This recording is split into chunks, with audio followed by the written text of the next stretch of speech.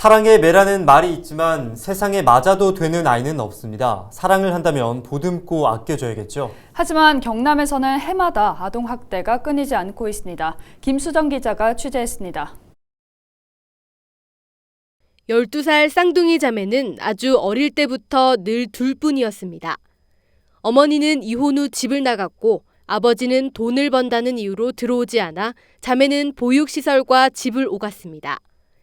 방임은 학교에서의 문제 행동으로 이어져 결국 아이들은 심리치료까지 받았습니다. 어머니의 우울증에 9살 A양은 항상 맞아야 했습니다. 술병 등 손에 잡히는 대로 던진 어머니는 욕설도 일삼았습니다.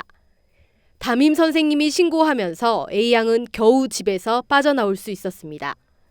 모두 경남에서 있었던 아동학대 사례입니다.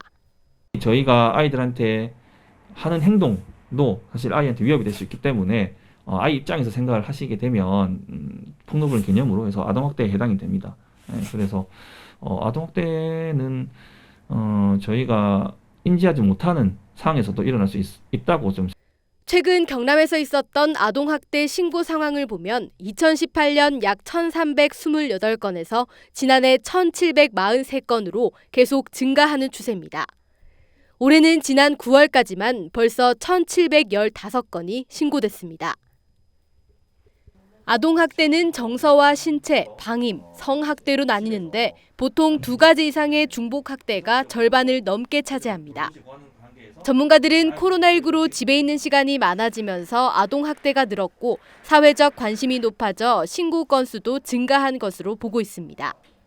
아이들이 학교에 왔을 때 아니면 어린이집이나 유치원에 왔을 때 조금 다를 거거든요. 그때 조금 더 민감하게 다가가주는 그런 부분과 또 아이를 양육하고 있는 부모님들은 이 정확하게 아이들을 어떻게 양육해야 될지 조금 훈육의 기준을 정해놓고 지난해 많은 사람의 공분을 샀던 창녕 아동학대 사건부터 올해 6월 남해에서 13살 딸을 때려 숨지게 한 의붓어머니 사건까지 아이를 꽃으로도 때리지 말라는 말이 있지만 훈육이라는 이유로 또 잔인해진 수법으로 아동학대는 사라질 기미를 보이지 않고 있습니다.